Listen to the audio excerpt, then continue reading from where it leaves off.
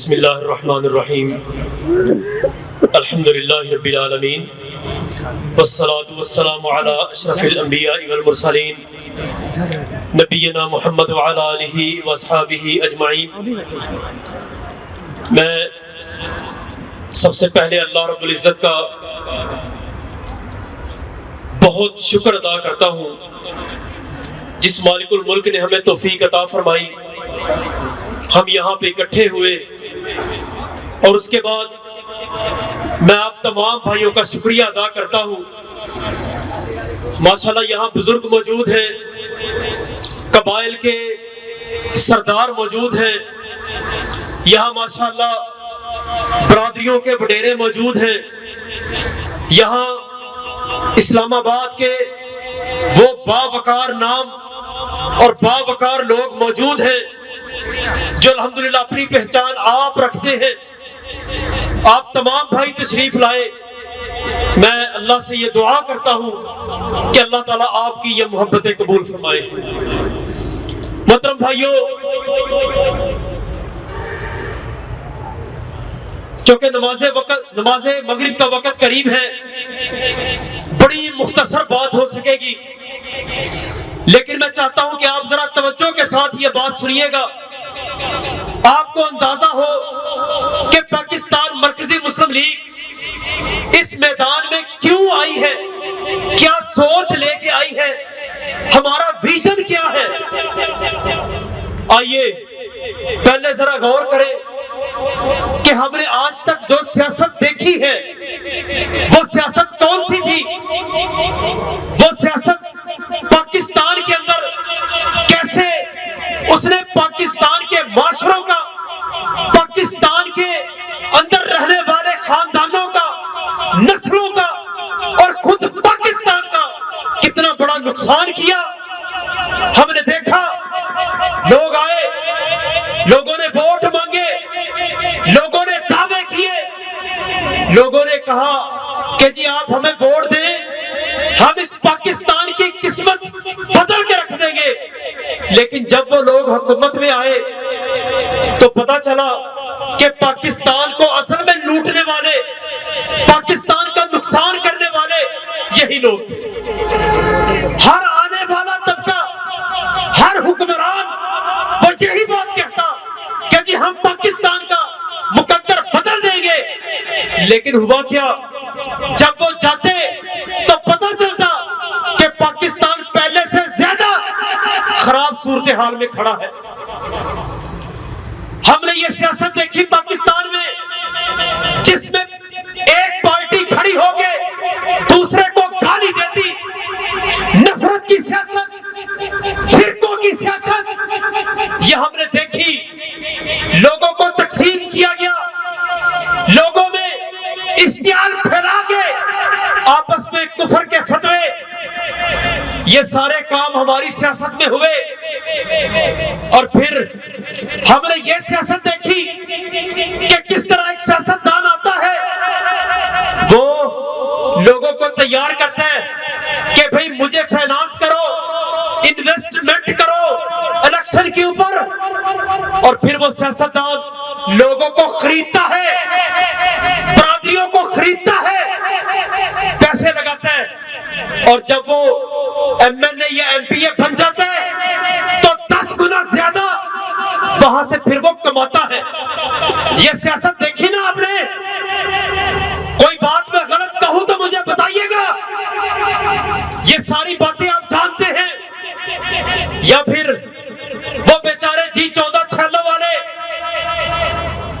وہ جناب D12 D13 والے، وہ کتنے لوگ ہیں جو ہمارے پاس آتے ہیں کہ وڈیرا ہمارا حق کھا گیا، ہمارے گھر گر گئے، کون ہے ہمارا پرسانے ہاتھ؟ وہ ظالم جو وہاں پہ مرلوں کا نہیں، کنالوں کا نہیں، ایکڑوں کا مالک تھا، وہ لوٹ کے کھا گیا غریبوں کا حق، ظلم کیا اس نے۔ وہ کہتے ہیں کون ہے ہمارا پرسانے حال؟ لوگ آتے ہیں، آپ نے دیکھا جو آپریشن ہوئے، لوگوں نے مجھے بلایا جی ہماری آ کے بات سنیں۔ جب میں نے بات سنی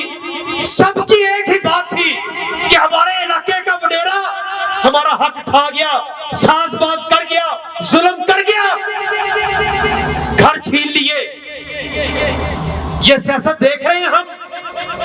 آگے بڑھیے. ہم نے دیکھا کہ آئے کہ جی ہم پاکستان کو ترقی یافتہ کریں گے. ہمیں کیا ترقی نظر آئی؟ ہمارا تو عام بندہ 2 وقت کی روٹی سے تنگ ہو گیا. اتنی ترقی کی پاکستان نے کہ ہمارا غریب بندہ دوائی نہیں لے سکتا بچے کی. یا وہ دوائی لے گا یا رات کو گھر میں کھانا پکے گا.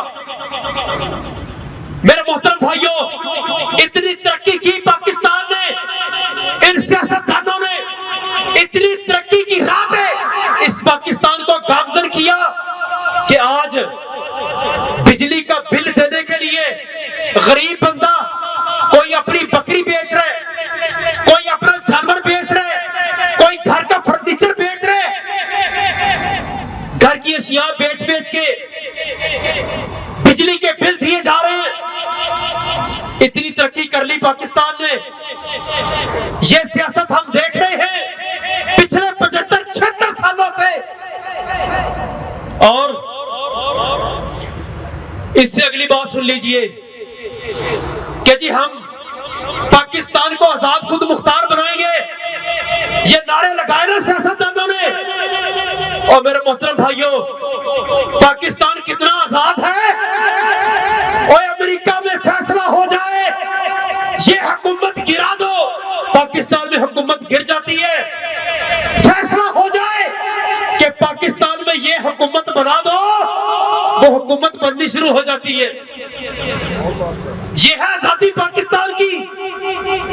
پاکستان کے فیصلے پاکستان میں نہیں ہوتے.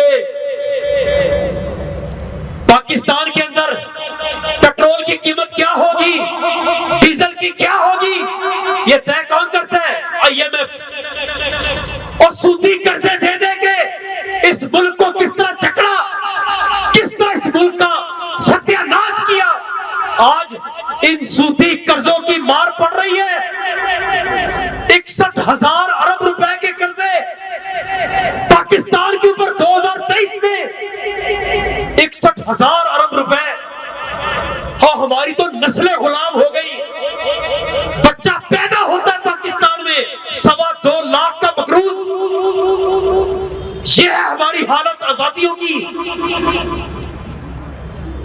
میرے محترم بھائیوں، یہ ہم نے سیاست دیکھی. ان ظالموں نے تو اس پاکستان کو آزاد کرنا تھا، خود مختار کرنا تھا، اس کی معیشت کو اس کے پاؤں کے اوپر کھڑا کرنا تھا، غریب کو کھڑا کرنا تھا، تعلیم یافتہ کرنا تھا. اور ترنول میں یونیورسٹی بنی. ترنول میں کوئی یہاں پہ کوئی بڑا ہسپتال موجود ہے؟ کسی کو فکر نہیں ہے، کسی کو فکر نہیں ہے. ووٹ آپ کے سب کو چاہیے، لیکن آپ کا بچہ نہ پڑھ سکے، نہ اس کے علاج کا بندوبست، اور پینے کو پانی نہیں ہے.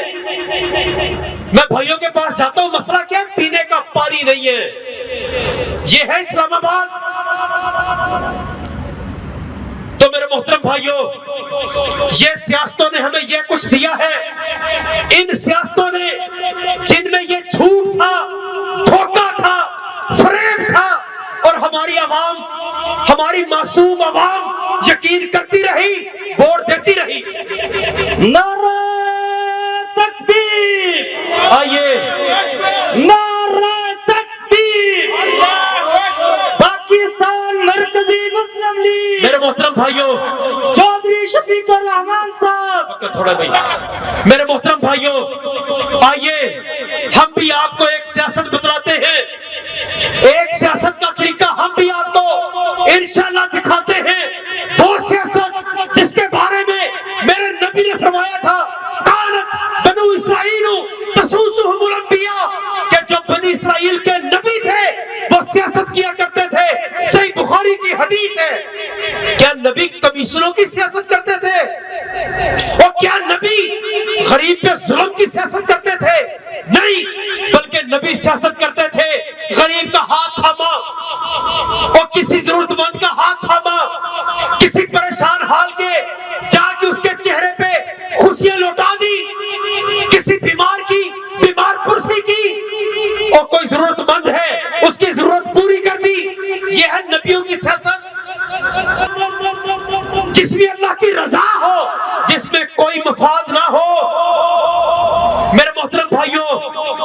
یہ سیاست پاکستان میں آئے گی تو انشاءاللہ یاد رکھیے گا یہ پاکستان کی عوام سب سے پہلے اس کا بھلا ہوگا انشاءاللہ.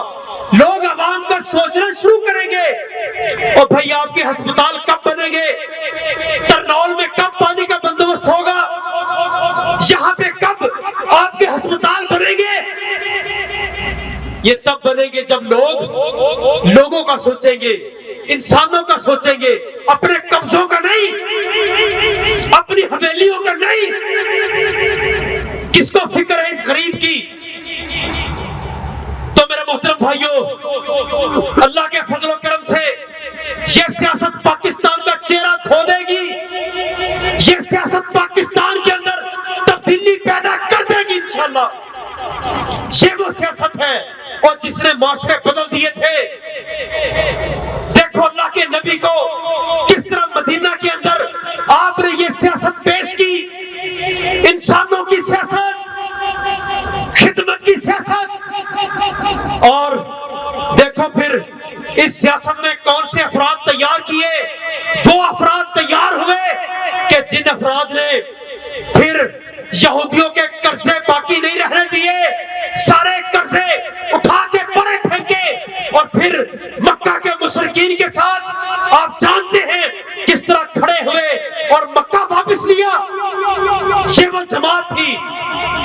آؤ میرے محترم بھائیوں, پاکستان مرکزی مسلم لیگ آپ کو یہ دعوت دیتی ہے کہ یہ نبیوں کی سیاست چھوٹا معاملہ نہیں ہے, یہ بہت بڑی بات ہے. انشاءاللہ ہم نے اس کو لے کے چلنا ہے اور بھائی اس کے ذریعے انشاءاللہ عوام تیار ہوگی, پاکستان غلامیوں سے باہر نکلے گا, پاکستان کی بیڑیاں ٹوٹیں گی, یہ قرضے اتریں گے انشاءاللہ, یہ قرضے اتریں گے انشاءاللہ تعالی. اذان ہو رہی ہے, بات ختم کرتے ہیں.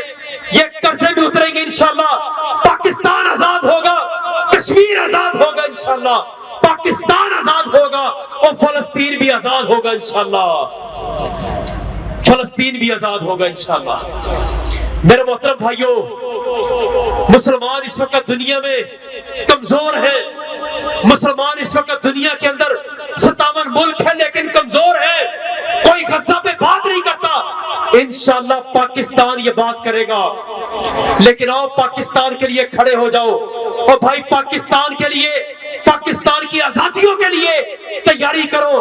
اور انشاءاللہ الیکشن کی تیاری, کرسی پہ ٹھپا لگانے کی تیاری, انشاءاللہ اس پہ تیاری کرو. ہم نے بھرپور کمپین چلانی ہے. میں بھائیوں کا شکریہ ادا کرتا ہوں, اللہ تعالیٰ آپ کا یہاں پہ آنا قبول فرمائے.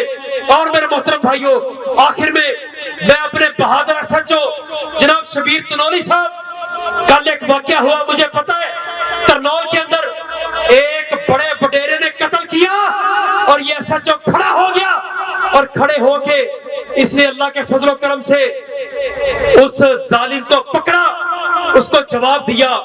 تو میں خراج تحسین پیش کرتا ہوں, ساری عوام ان دلیر کاموں میں آپ کے ساتھ ہے. اللہ تعالیٰ آپ کو جزائے خیر عطا فرمائے. آپ بھائیوں کا بہت شکریہ, آپ تشریف لائے, جزاک اللہ خیر.